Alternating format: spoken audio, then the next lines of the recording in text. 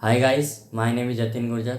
आज के इस वीडियो में हम बात करेंगे ऑटोटॉक्सिसिटी कि ऑटोटॉक्सिसिटी क्या होता है। तो ऑटोटॉक्सिसिटी के नाम में ये ऑटो मतलब ईयर, टॉक्सिक मतलब जो हमारे ईयर के लिए टॉक्सिन का काम करता हूँ।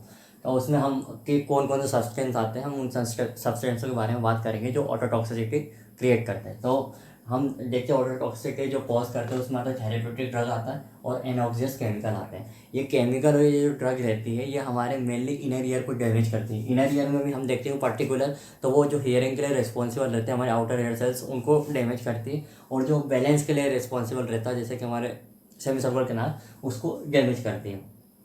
फिर हम देखते हैं कि हम इन ड्रगों का यूज़ ही क्यों करते हैं या इन केमिकलों का यूज़ क्यों करते हैं। तो इन केमिकल और ड्रगों का यूज़ हम जो रहते हैं अडल्ट डिसऑर्डर के लिए करते हैं, पर उसका साइड इफेक्ट जो रहता है हमको ऑटोटॉक्सिसिटी के रूप में देखने को मिलता है। वहीं ऑटोटॉक्सिसिटी अगर किसी पेशेंट में हो गया तो हमको उसमें क्या देखने को मिलेगा, उसमें हमको bilateral hearing loss, sensory neural hearing loss देखने को मिलेगा। साथ ही में हम ये देखते हैं कि जो उसको ऑटोटॉक्सिसिटी हुआ है उसका जो बिगिनिंग स्टेज होती है उसमें हाई फ्रिक्वेंसी पे लॉस देखने को मिलता है। और हाई फ्रिक्वेंसी पे अगर पर्टिकुलर हम बात करेंगे तो 8 किलो हर्ट्ज़ की जो फ्रिक्वेंसी रहती है उस पर हमको लॉस देखने को मिलेगा। और ये जो लॉस होता है किसी पेशेंट में, ये तो टेम्प्रेरी हो सकता है, मतलब कि कुछ टाइम के लिए हो सकता है, या परमानेंट हो सकता है, हमेशा के लिए भी हो सकता है। उसके बाद में हमको उस पेशेंट की कंप्लेन ये रहेगी कि उसको टिनाइटस हो रहा है, मतलब कान में सीटी जैसी आवाज़ आएगी, या उसको वेस्टिबुलर सिस्टम अफेक्टेड होगा जिससे उसको वर्टाइगो आएगा।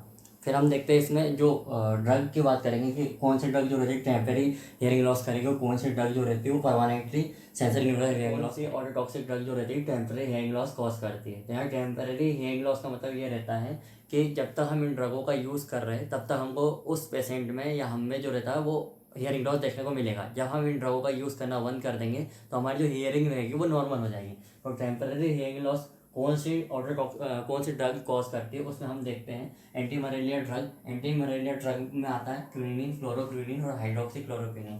ये ड्रग क्या करती है, जो हमारा कोकलिया की जो स्मॉल वेसल्स रहती है और जो स्ट्रिया वेस्कुलरिस रहती है, जो कोकलियर डक्ट या स्केला मीडिया में होती है, उनका क्या करती है, वेसो कॉन्स्ट्रिक्शन करती है, जिसकी वजह से हमको हियरिंग लॉस देखने को मिलता है। फिर हम इसमें बात करेंगे डाययूरेटिक ड्रग। डाययूरेटिक ड्रग में क्या कौन आता है, फ्यूरोसेमाइड आता है, एथाक्राइनिक एसिड आता है और बुमेटेनाइड आता है। ये ड्रग क्या करती है कि जो हमारा कोकलियर डक्ट रहती है या जो हमारा स्केला मीडिया रहता है उसमें जो स्ट्रिया वेस्कुलरिस सॉरी जो स्ट्रिया वेस्कुलरिस रहती है उसमें क्या करते हैं, सिस्ट का फॉर्मेशन कर देते हैं, सिस्ट, या फिर उसको इडिमा कर देते हैं। उसकी वजह से हमको हियरिंग लॉस देखने को मिलता है। फिर हम देखते हैं सैलिसिलिक एसिड। सैलिसिलिक एसिड में बात करते हैं एस्प्रिन। ये क्या करता है, ये इंजाइमेटिक लेवल पे कॉज करता है, जिसकी वजह से हमको क्या रहता है, टिनाइटस देखने को। Permanent hearing loss. Permanent hearing loss मतलब अगर ये हियरिंग लॉस हो गया तो ये लाइफ टाइम रहेगा।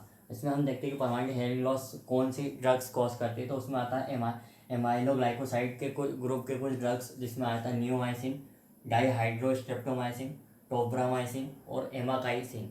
और वही उसमें फिर हम देखते हैं जो कीमोथेरेपी ड्रग रहती है, मतलब जो हम कैंसर के लिए जो ड्रग यूज़ करते हैं, वो उससे उसकी वजह से भी हमको परमानेंट हियरिंग लॉस देखने को मिलता है। उसमें आगा सिस्प्लेटिन और कार्बोप्लेटिन। ये जो ड्रग रहती है ये हमारे कोकले की जो आउटर हेयर सेल्स रहती है ना, हमारे कोकले में जो आउटर हेयर सेल्स रहती है उसको डैमेज कर देती है, परमानेंटली उसको डैमेज करती है, जिसकी वजह से हमको परमानेंट हियरिंग लॉस देखने को मिलता है। और इसमें क्या रहता है कि जो हमारा कोकलिया रहता है ये कोकलिया के बेस से डैमेज करना स्टार्ट करती है, धीरे धीरे वो बढ़ते बढ़ते उसके अपेक्स तक उसका डैमेज कर सकती है। ऑटोटॉक्सिसिटी में हम देखेंगे कि कौन सी ड्रग जो रहती है वो हमारी वेस्टिबुलर सिस्टम को अफेक्ट करती है। उन ड्रगों को हम वेस्टिबुलर टॉक्सिक ड्रग भी बोलते हैं। ये ड्रग क्या करती है, इन ड्रग से क्या होता है कि जो हमारे सेमी सर्कुलर कैनाल रहते हैं उनका जो फूला हुआ भाग रहता है जिसको हम एम्पुला बोलते हैं, उसमें जो सेंसरी ऑर्गन रहता है जिसको हम क्रिस्टा एम्पुलरिस बोलते हैं, जो हमारी बैलेंस के लिए रिस्पॉन्सिबल होता है, उसको अफेक्ट करते हैं, मतलब उसको डैमेज करते हैं, जिसकी वजह से क्या रहता है कि पेशेंट को वर्टाइगो देखने को हमको मिलेगा।